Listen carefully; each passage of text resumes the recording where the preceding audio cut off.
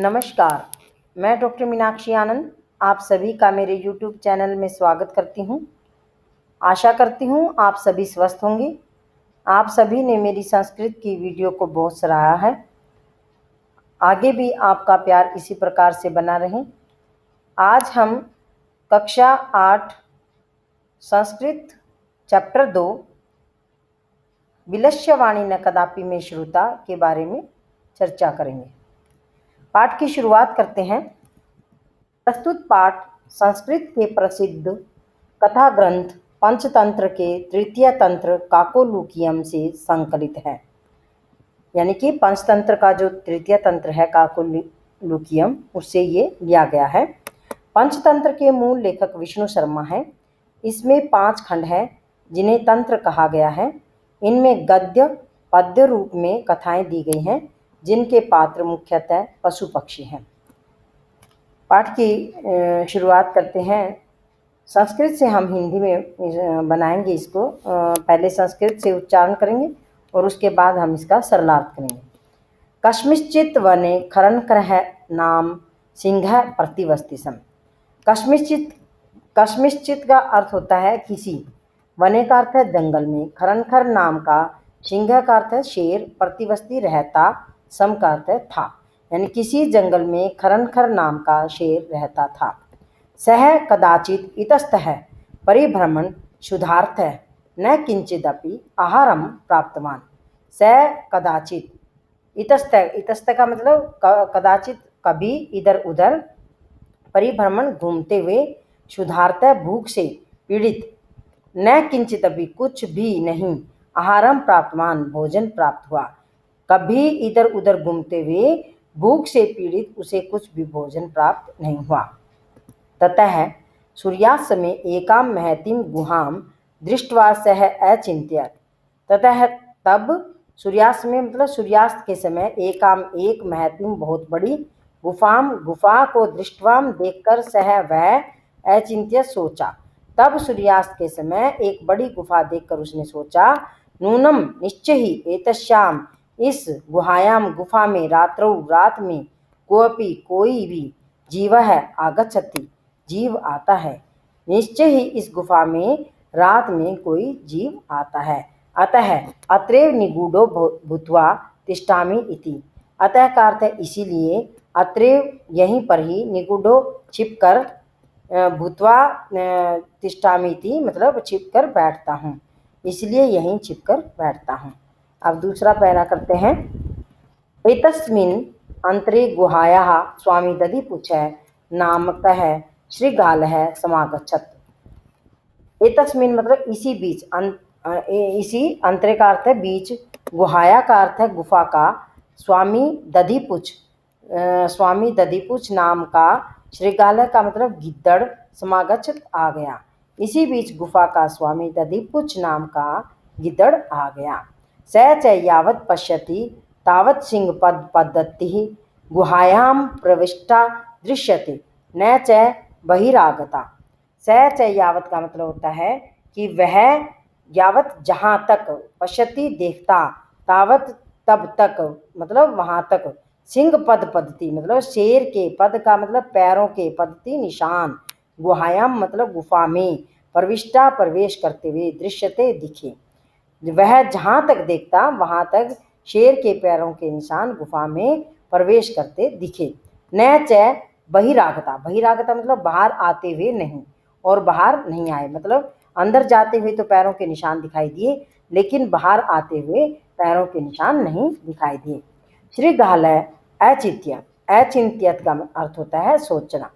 गिद्दड़ ने सोचा, अहो अरे विनष्टो अस्मि, अरे मैं तो मर गया। नूनम निश्चय ही अस्मिन् बिल्ले सिंह अस्तिति, इस बिल में शेर है। तरक्यामि ततः तत् किम करवाणी, तो ऐसा मैं सोचता हूँ।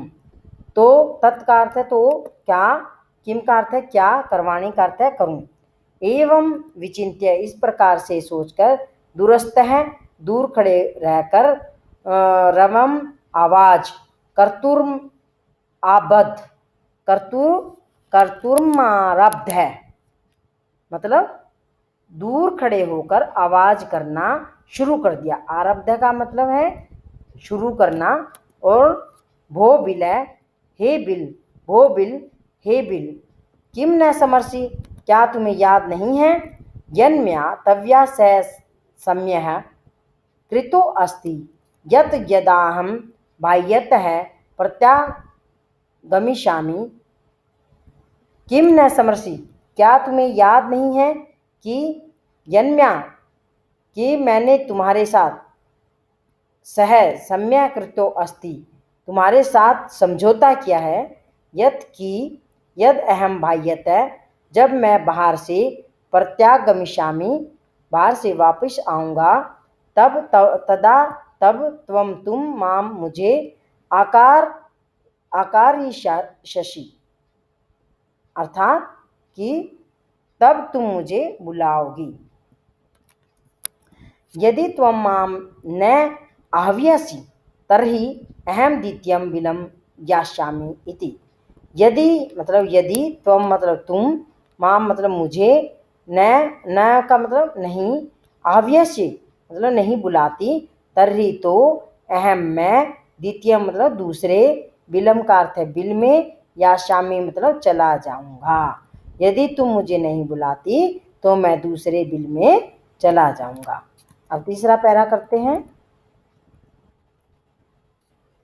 अथ, इसके बाद, एतत् श्रुत्वा यह सुनकर, सिंह अचिंत्यत, शेर ने सोचा, नूनम ऐशा निश्चय ही गुहा स्वामिनः, गुफा का स्वामी, सदा सदा ही सम आह्वान करोति, स्वामी को मतलब निश्चय ही गुफा का स्वामी जो है सदा ही बुलाती है। मतलब ये जो गुफा है ये स्वामी को सदा ही बुलाती है। परंतु मद भयात, परंतु मद का अर्थ है मेरे, भयात डर से, न किंचित वदती कुछ भी नहीं बोलती, अथवा साध्वी वदम उच्यते, अथवा सब ठीक ही कहते हैं। भय संत्रस्त मनसाम हस्तपादादिकाम क्रियाः प्रवर्तन्ते, न वाणी च वेप्तुश्च अधिको भवेत्। यानी भय संत्रस्त मनसाम का अर्थ है भय से डरे हुए मन वाले लोगों के हाथ, हस्त का मतलब हाथ, पादादि का पैर की क्रियाएं, और प्रवर्तन्ते न वाणी, और वाणी ठीक से काम नहीं करती। यानी जो भय से डर जाते हैं उनसे वो जो है उन लोगों के ना हाथ काम करते हैं, ना पैरों की किसी भी प्रकार की क्रियाएं काम करती हैं, और न ही वाणी ठीक से काम करती है। और वेप्तु का अर्थ होता है कि घबराहट में अधिक होती है, यानी और घबराहट जो है वो अधिक हो जाती है। तद अहम अस्य आह्वानम करोमि, तद अहम तो मैं, अस्य का मतलब इसको मतलब पुकारता हूँ, एवं सह बिले प्रविश्य में भोजम भविष्यति, एवं इस प्रकार से वह बिल में, प्रविश्य का अर्थ है प्रवेश करके, में मेरा भोज्य मतलब भोजन, भविष्यति बनेगा, इस प्रकार वह बिल में प्रवेश करके मेरा भोजन बनेगा। इत्थम विचार्य सिंहः सहसा शृगालस्य आह्वानम अकरोत्। इत्थम इस प्रकार से विचार करके, सिंह मतलब शेर ने, सहसा अचानक, शृगालस्य मतलब गिद्दड़ को, आह्वान मतलब आह्वान किया, बुलाया, पुकारा, ठीक है, अचानक गिद्दड़ को पुकारा। सिंहस्य उच्च गर्जन, शेर की ऊंची गर्जन से, यानी शेर की जोर के गर्जने से, प्रतिध्वनि ना सा गुहा, प्रतिध्वनि ना का मतलब प्रतिध्वनि से, सा मतलब वह गुहा, गुफा, ऊंचे ही जोर से, श्रीगालम आह्व्यत गुफा जोर से गिद्दड़ को पुकारती है। अनेन अनेन इस प्रकार, अन्य भी दूसरे भी, पशु भी भयभीता अभवन, दूसरे पशु भी भयभीत हो गए। श्रीगालोपि तथा दूरम पलायमान इमं पठत, श्रीगालोपि गिद्दड़ ने भी, तथा वहाँ से दूरम का मतलब दूर भागते हुए, पलायमान मतलब भागते हुए, इमं पठत यह पढ़ा, अनागतम यह कुरुते स शोभते, स सोच्यते योनम करोत्य अनागतम वने अत्र संस्तस्य समागता जरा विलस्यवाणी न कदापि मे श्रुता। यानी कि उसने जो है क्या भागते हुए क्या पढ़ा कि अनागतम मतलब आने वाला, यह मतलब जो, कुरुते मतलब करता है, श शोभते शोभा पाता है, यानी जो आने वाले दुख का उपाय करता है वह शोभा पाता है।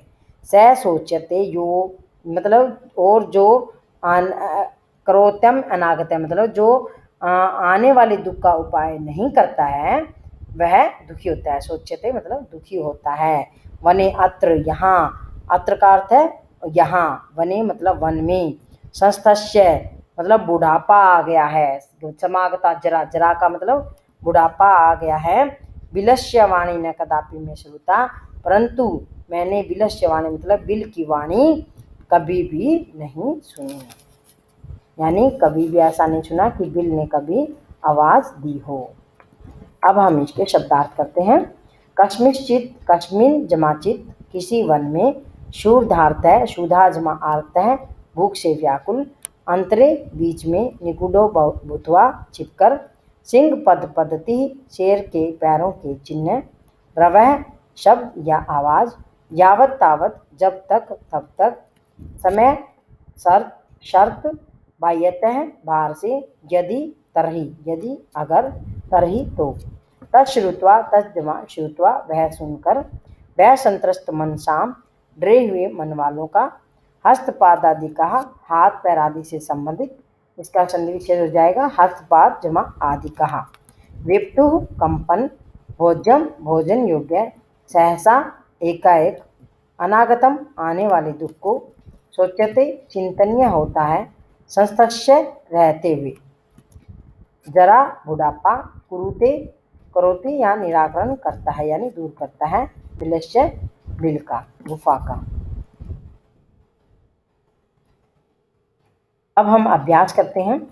उच्चारणम कुरुत, कस्मिंश्चित् शुद्धार्थ है सिंह पद पद्धति यानी शेर के पैरों के निशान, शुद्धार्थ का अर्थ होता है भूख से व्याकुल, कस्मिंश्चित् किसी वन के किसी निश्चित ही, विचिन्त्य सोचकर, एतश्रुत्वा इस प्रकार से सुनकर, सम आह्वानाम बुलाना मतलब साध्वी वदम, भय संत्रस्त मनसा प्रतिध्वनि। एक पदेन उत्तरम लिखत, एक पद में उत्तर लिखना है। सिंहस्य नाम किम, शेर का नाम क्या है, खरन खरह। गुहाया स्वामी कै आसीत, गुफा का स्वामी कौन था, दधी पूछे। सिंह कस्मिन समय गुहाया समीपे आगत, शेर किस समय गुफा के समीप आया, सूर्यास्त के समय, यानी इसका उत्तर है सूर्यास्त समय। हस्तपादादि का क्रिया केशाम न परिवर्तन थे, यानी हाथ और पैरों की क्रिया किसके नहीं चलती है, तो जो भय संत्रस्त मन शाम जो डरे हुए मन वाले होते हैं उनका जो है हाथ और पैरों की क्रिया काम नहीं करती। गुहा केन प्रतिध्वनिता, गुफा में किस प्रकार की आवाज हुई, उच्च गर्जने ऊंची आवाज। अब तीसरा प्रश्न करते हैं। पूर्ण वाक्य उत्तर, पूरे वाक्य में उत्तर देना है। खरन क्रय कुत्र प्रतिवस्ति सम, खरन क्रय कहाँ रहता था, उत्तर है खरन क्रय कस्मिंश्चित् वने प्रतिवस्ति सम, खरन क्रय किसी वन में रहता था। महतीं गुहां दृष्ट्वा सिंहः किम अचिंत्यत, महतीम का मतलब बहुत बड़ी गुफा को देख करके शेर ने क्या सोचा। महतीम गुहां दृष्ट्वा सिंहः अचिंत्यत, बहुत बड़ी गुफा को देखकर शेर ने सोचा। नूनम एतस्या गुहायां रात्रौ कोऽपि जीवः आगच्छति, निश्चय ही इस गुफा में रात को कोई भी जीव आया है। अतः अत्रैव निगूढ़ो भूत्वा तिष्ठामि इति, अतः इसलिए यहीं पर ही छिप करके बैठता हूँ। श्रीगालः किम अचिंत्यत, श्रीगालः का अर्थ होता है कि गिद्दड़ ने क्या सोचा। श्रीगालः अचिंत्यत अहो विनिष्टो अस्मि, अरे मैं तो मर गया। नूनम निश्चय ही अस्मिन बिले सिंह अस्तिति तर्क्यामि। निश्चय ही इस बिल में शेर है, तत्किम करवाणी, तो क्या करना चाहिए। अब आगे देखते हैं। श्रीगालः कुत्र पलायितः। श्रीगालः मतलब गिद्दड़ जो है वो कहाँ भागा। श्रीगालः दूरम पलायितः यानी गिद्दड़ जो है वो दूर भागा। गुहा समीपम आगत्य श्रीगालः किम पश्यति। गुफा के समीप आकर गिद्दड़ ने क्या देखा। गुहा समीप आगत्य श्रीगालः यावत् पश्यति तावत् सिंह पद्धति गुहायां प्रविष्टा दृश्यते न च बहिरागता। मतलब गुफा के समीप आकर गिद्दड़ ने जहाँ तक देखा तहाँ तक मतलब वहाँ तक शेर के पैरों के निशान गुफा में प्रवेश के तो दिखाई दे रहे थे, लेकिन बाहर आने के नहीं। क्या शोभते, क्या मतलब शोभा देता है। यह अनागतम कुरुते श शोभते।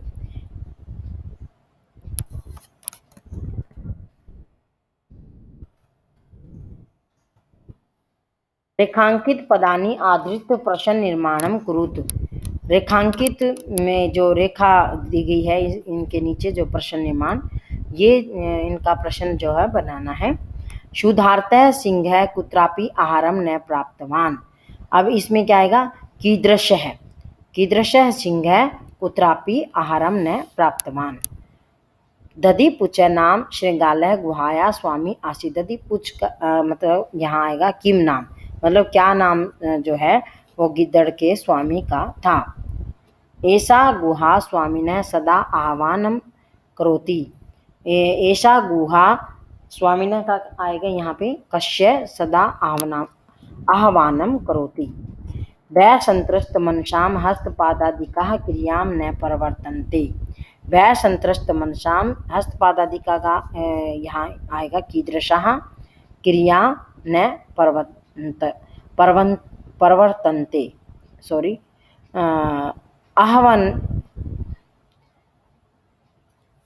आह्वानेन श्रीगालः बिले प्रविश्य सिंहस्य भोज्य भविष्यति। आह्वानेन श्रीगालः कस्मिन् प्रविश्य, बिले का जय कस्मिन् प्रविश्य सिंहस्य भोज्यम भविष्यति। अब इनके जो है मैंने हिंदी इसलिए नहीं बताई क्योंकि हिंदी मैंने पीछे बता दी थी सभी की, और यदि फिर भी कोई नहीं समझ में आता तो कमेंट करके आप मुझसे पूछ सकते हैं। घटना क्रमानुसार, वीडियो ज़्यादा लंबी हो जाए इसीलिए मैं इसको जो है इस प्रकार से यही वो करती हूँ। घटना क्रमानुसारम वाक्यानि लिखत। घटना को क्रमानुसार वाक्यों में लिखना है। अब जैसे ये कै ख ग ये दिए हुए हैं यहाँ सभी, तो ये घटना जिस प्रकार से घटी थी उसी प्रकार से हमें ये घटना जो है लिखनी है। तो पहली जो है परिभ्रमण सिंह, पहला जो यहाँ आएगा वो है गुहाया स्वामी दधिपुच नाम श्रृंगालः समागच्छत्। तो सिंह एकाम महति गुहाम अपश्यत्। परिभ्रमण सिंह शुद्धार्थो जातः। दुरस्थः श्रृंगालः रवं कर्तुम् आरब्धः। सिंह श्रृंगालस्य आह्वानम् अकरोत्। दूरं पलायमानः श्रृंगालः श्लोकम् अपठत्। गुहायां कोऽपि अस्ति इति श्रृंगालस्य विचारः। अब ये जो है पहला जो है ये आएगा परिभ्रमण सिंह शुद्धार्थो जाता है। दूसरा आएगा सिंह एकाम महतीम गुफाम अपश्यत्। गुहाया स्वामी दधिपुच नाम श्रृंगालः समागच्छत्। गुहायां कोऽपि अस्ति इति श्रृंगालस्य विचारः। दूरस्थ श्रृंगालः रवं कर्तुम् आरब्ध। सिंह श्रृंगालस्य आह्वानम् अकरोत्। और दूरम पलायमानः श्रृंगालः श्लोकम अपठत्। यानी कि ये घटना जिस प्रकार से घटी थी उसी प्रकार से इसको लाइन में लगाना है। यथा निर्देश उत्तर जो है निर्देशों के अनुसार उत्तर देने हैं कि एकाम महतीम गुहाम दृष्ट्वा स अचिन्त्यत। अस्मिन् वाक्ये कति विशेषण पदानि संख्याम स पदानि अपि लिखत। मतलब एक बहुत बड़ी गुफा को देख करके उसने सोचा कि इस वाक्य में कति विशेषण पदानि, क्या विशेषण पद है, और संख्या स पदानि, उसको संख्या के साथ जो है उनको पदों को लिखना है। अस्मिन् वाक्ये द्वे विशेषण पद स्थित है, दो विशेषण पद है, एक तो है एकाम और एक है महतीम। और यहाँ तद अहम अश्य आह्वानम करोमि, इसलिए मैं जो है उसको आह्वानम का मतलब पुकारता हूँ। अत्र अहम इति पदम तस्मै प्रयुक्तम। अत्र यहाँ मैं इस पद में क्या प्रयुक्त हुआ है? सिंहाय, मतलब शेर, जो शेर के लिए यहाँ अत्र प्रयुक्त हुआ है। यदि त्वम माम न आह्वयसि, यदि तुम मुझे नहीं बुलाओगे तो अस्मिन वाक्य कर्तृपदम किम, मतलब इस वाक्य में कर्ता पद क्या है? तुम। सिंह पद पद्धति गुहायाम प्रविष्टा दृश्यते, इस वाक्य में क्रियापद क्या है? दृश्यते, मतलब दिखाई देना क्रियापद है। वने अत्र संस्तस्य समागता, जरा अस्मिन वाक्ये अवयव पद किम, अवयव पद क्या है इसमें? अत्र। अब सातवां करते हैं। मंजूषात है अवयव पदानि तित्वा रिक्त स्थानानि पूर्यत, जो कोष्टक में जो अवयव पद दिए हैं ये, इनको जो रिक्त स्थान में भरने हैं। एकस्मिन वने कश्चिन व्याधः, एक वन में कोई व्याधः जालम विस्तार्य दूरे स्थितः क्रमशः आकाशात् सपरिवारः कपोतराजः नीचे ही आगच्छत्। यदा कपोतः तण्डुलान् अपश्यत् तदा तेषां लोभो जातः, परं राजा सहमतः नासीत्। तस्य युक्तिः आसीत्, यदि वने कोऽपि मनुष्य नासीत्, यदि वन में कोई भी मनुष्य नहीं है तो कुतः तण्डुलानां संभवः, परं राज्ञः उपदेशम् अस्वीकृत्य कपोतः तण्डुलान् खादितुं प्रवृत्ता जाले च निपतितः, अतः उक्तम सहसा विदितिं न क्रिया, मतलब अचानक से कोई भी क्रिया नहीं करनी चाहिए। अब यहीं पर हम वीडियो समाप्ति की ओर ले जाते हैं, और सभी जो है मेरे YouTube चैनल को प्लीज़ लाइक करना और सब्सक्राइब अवश्य करना और देखना अवश्य। धन्यवाद।